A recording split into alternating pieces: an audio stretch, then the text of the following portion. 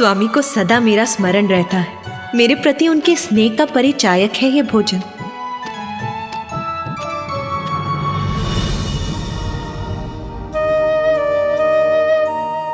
इसीलिए कितनी भी भूख क्यों ना लगी हो मुझे, मैं तो उसी भोजन की प्रतीक्षा करूंगी जो स्वामी ने मेरे लिए शेष रखा।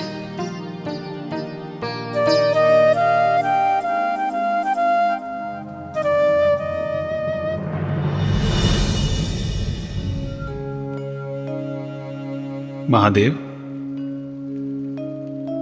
आपने वचन दिया था कि आज आप अधिक मात्रा में भोजन करेंगे, तो फिर आप अपनी थाल पर भोजन क्यों छोड़ रहे हैं? क्योंकि नारायण, मैं तो सदा उमा के लिए भोजन शेष रखता हूं।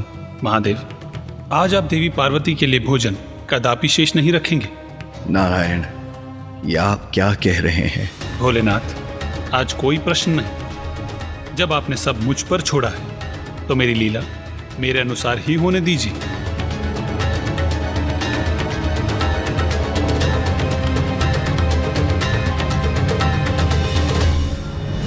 देवी सरस्वती, मैं आपके लिए कुछ और लेकर आऊं? मुझे क्षमा करना उमा, मैं विवश हूं।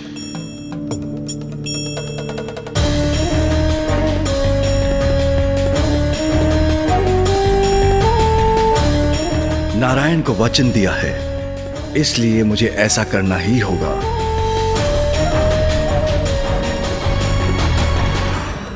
मुझे ज्ञात है भोलेनाथ, आपको ऐसा करने में पीड़ा हो रही है, किंतु यह आवश्यक है।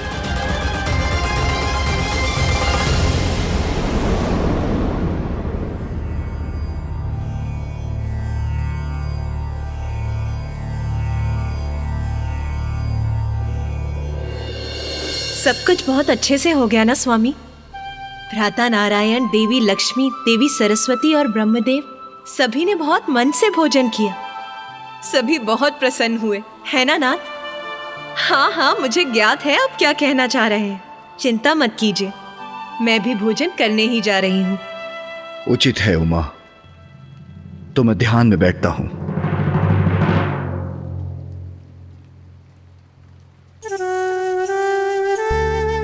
आप इन पात्रों को वहां रख दीजिए।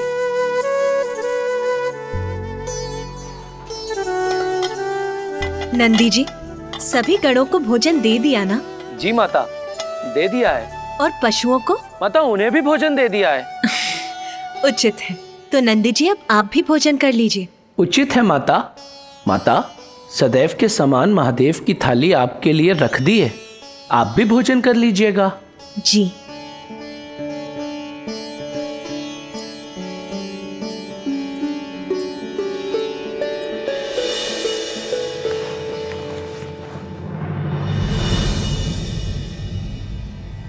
ओम नमः शिवाय।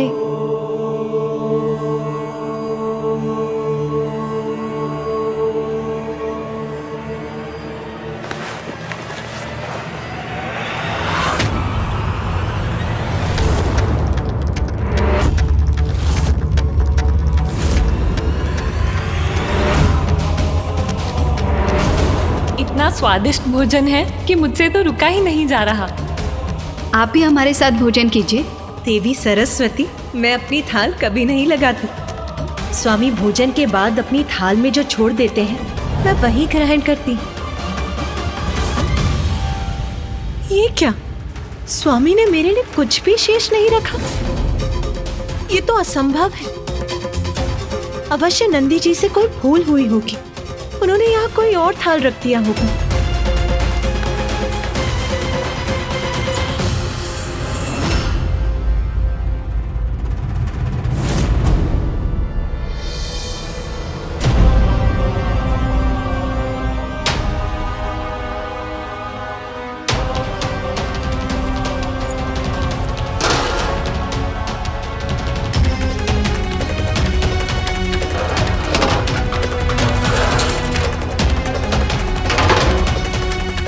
मैंने सबको भोजन कराया, किंतु मेरे लिए भोजन नहीं था। और तो और महादेव ने भी मेरे लिए भोजन शेष नहीं छोड़ा। मेरी भूख के कारण मेरा क्रोध अपने चरम पर था। रसोई में तो अन्न का एक दाना भी शेष नहीं है। मुझे इतनी भूख लगी है और यहाँ तनिक भी भोजन नहीं है। बहन पार्वती,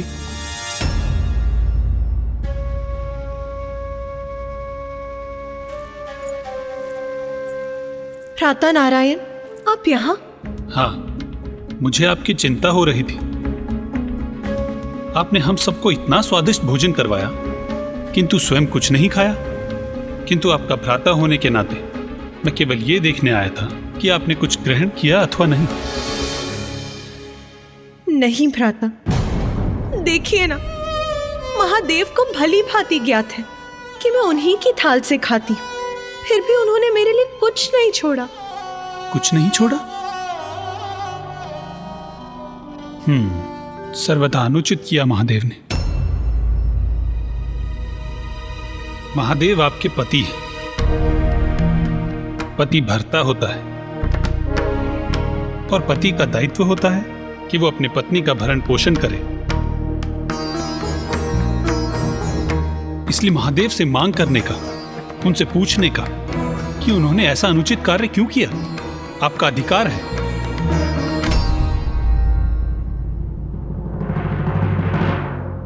एक पत्नी अपने पति के लिए सर्वस्व निछावर कर देती है। आपको स्मरण है ना कि देवी लक्ष्मी ने मुझसे पूर्व भोजन ग्रहण करने से मना कर दिया था।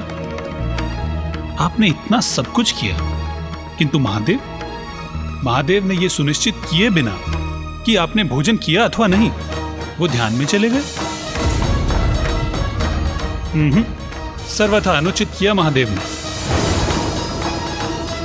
एक पति का दायित्व होता है कि वो अपनी पत्नी का भरण पोषण करे, और यदि महादेव ने अपना दायित्व नहीं निभाया तो उनसे क्रोधित होने का, उनसे प्रश्न पूछने का पूर्ण अधिकार है आपका।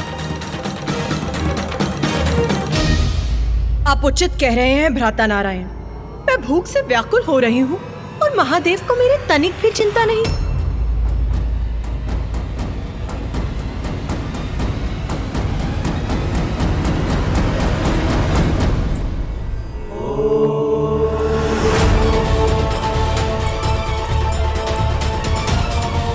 मेरे लिए भोजन क्यों नहीं छोड़ा स्वामी? इतना अनुचित क्यों किया उन्होंने, ये ज्ञात होते हुए भी कि मैं भूख से व्याकुल हो रही।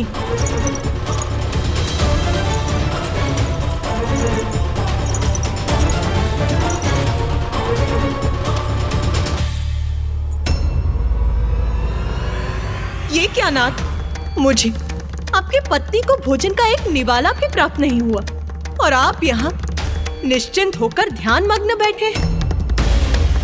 आपने भोजन के लिए सभी अतिथियों को आमंत्रित किया, जिसकी सारी व्यवस्था मैंने की, उनके लिए भोजन पकवाया और मुझे तनिक भी भोजन प्राप्त नहीं हुआ। और इससे अनभिज्ञ यहाँ शांति पूर्वक आप ध्यान कर रहे हैं।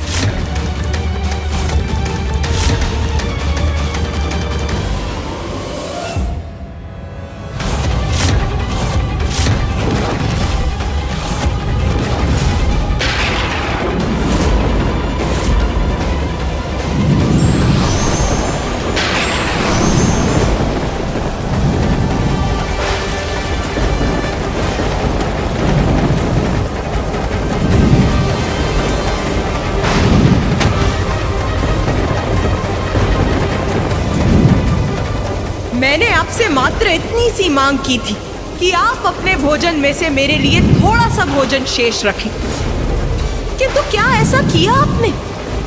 नहीं।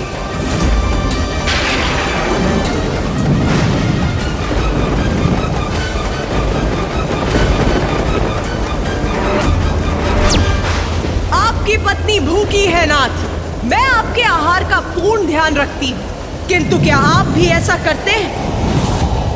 उत्तर दीजिए, मुझे भोजन कौन कराएगा?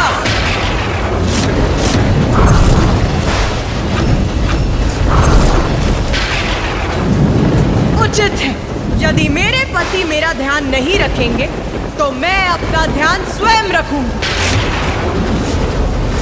वैसे भी जगत जननी हूं मैं, संपूर्ण जगत का ध्यान रखती हूं, तो अपना ध्यान क्यों नहीं रख सकती?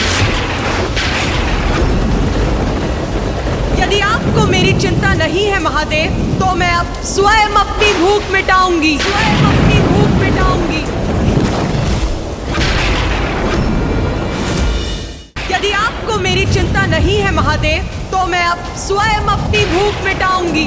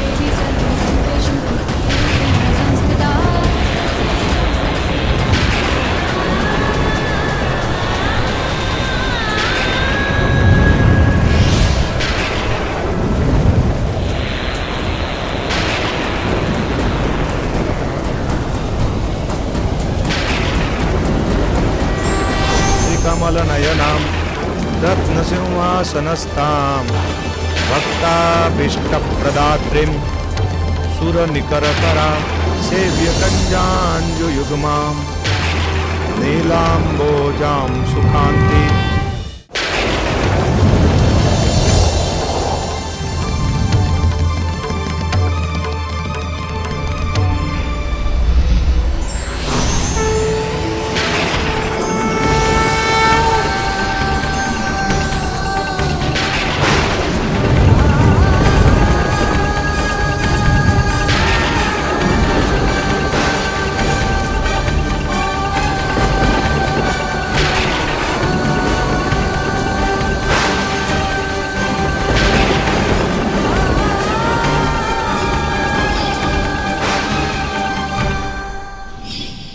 अपनी भूख मिटाने के लिए मैं क्या कर बैठी?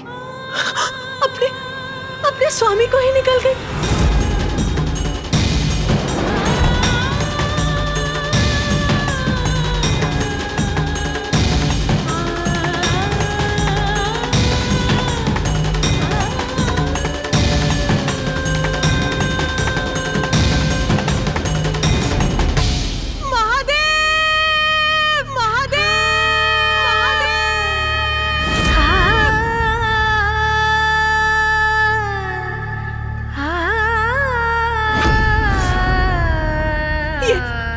मुझसे क्या हो गया नाथ? आपके बिना तो मैं कुछ भी नहीं हूँ। और जब महादेव मेरे उदर में समाहित हुए तो मुझ में एक बड़ा परिवर्तन आया। महादेव से रिक्त मैं एकाकी रह गई। मेरे समस्त आभूषण, सजग रेशमी वस्त्र आदि क्षीण हो गए और मैं हो गई कठोर, निर्मम, तटस्थ। और फिर जब मुझे समझ आया कि मैं क्या कर बैठी हूँ, तो मैं अपने ही अपराध बोध से ज्वलित हो उठी और पश्चाताप की उस अग्नि से मेरा तन वाष्प बन उठा।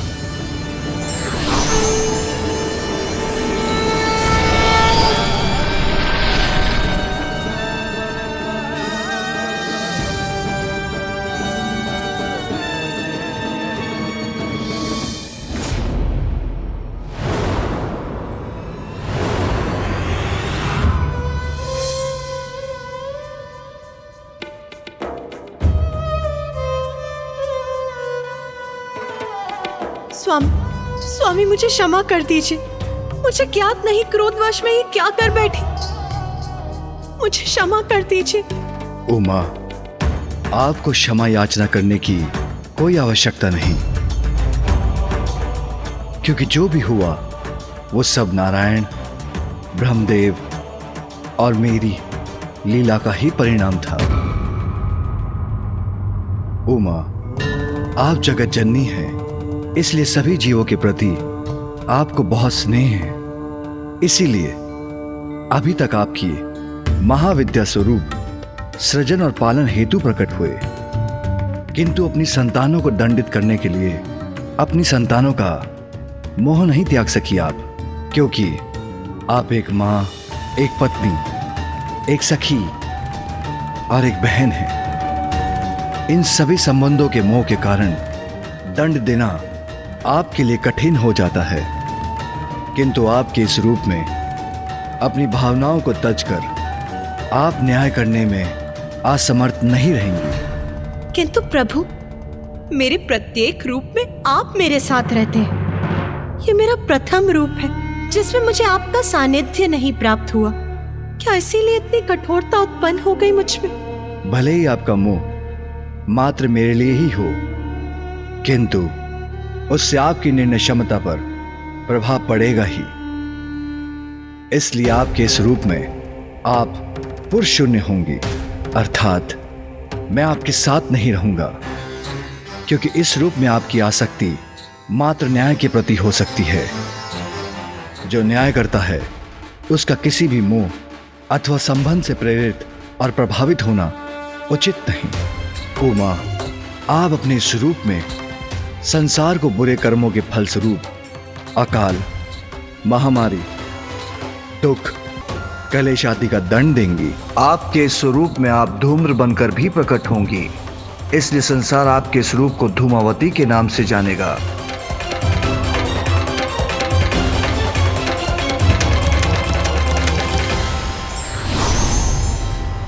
हमें क्षमा कर दीजिए देवी पार्वती, हम ये लीला करने पर बाध्य हो गए थे, जिससे आपका सप्तम महाविद्या स्वरूप प्रकट हो सके। देवी पार्वती, आप देवी धूमावती रूप में सदैव श्रेष्ठ न्याय करने का अति आवश्यक दायित्व निभाएंगी, क्योंकि जब बुराई के पथ पर चलने वाले अपने जीवन काल में दंडित होंगे तो वो स्वयं को सुधार कर अपने शेष जीवन में अच्छे कर्म करने को प्रेरित भी होंगे।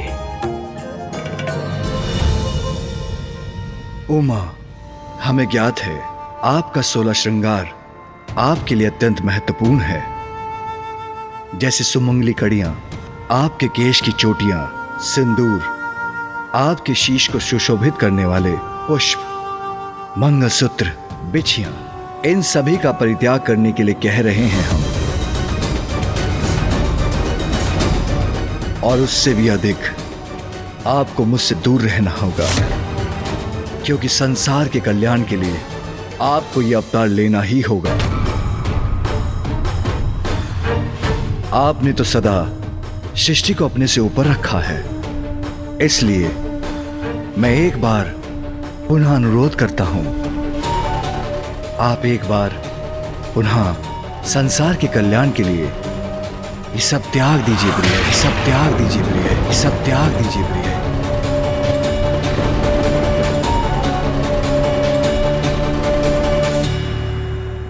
स्वामी, आप मुझे जिस विरक्त और दारुण अवतार को धारण करने के लिए प्रेरित कर रहे हैं वो मेरे लिए सरल नहीं है, किंतु यदि संसार के कल्याण के लिए आप हलाहल विष का पान कर सकते हैं तो मैं भी अपनी संतानों की भलाई के लिए ये अवतार धारण करने का प्रयास करूंगी।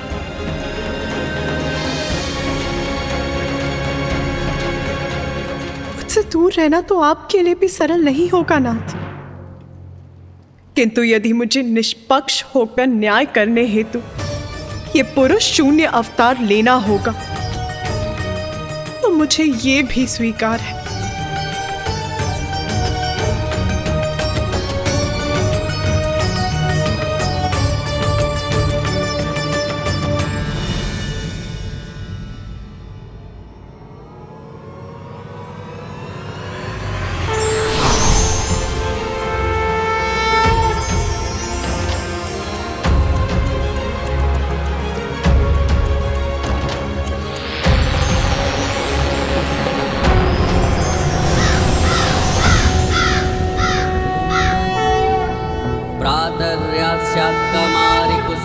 कलिकया जापमाला जयन्ती मध्याह्ने प्रौढरूपा विकसित वदना चारुनेत्रा निशायां सन्ध्यायां वृद्धरूपा गलितकुचयुगा मुण्डमालां वहन्ति स देवी देवदेवी त्रिभुवनजननी कालोकपातु युष्मा।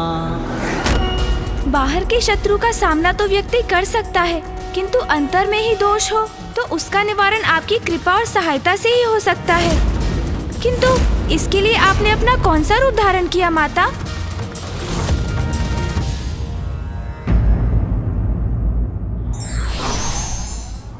ईश्वर के प्रत्येक स्वरूप और उसके कार्य से हमें ये प्रेरणा मिलती है कि त्याग एक बड़ा धर्म है।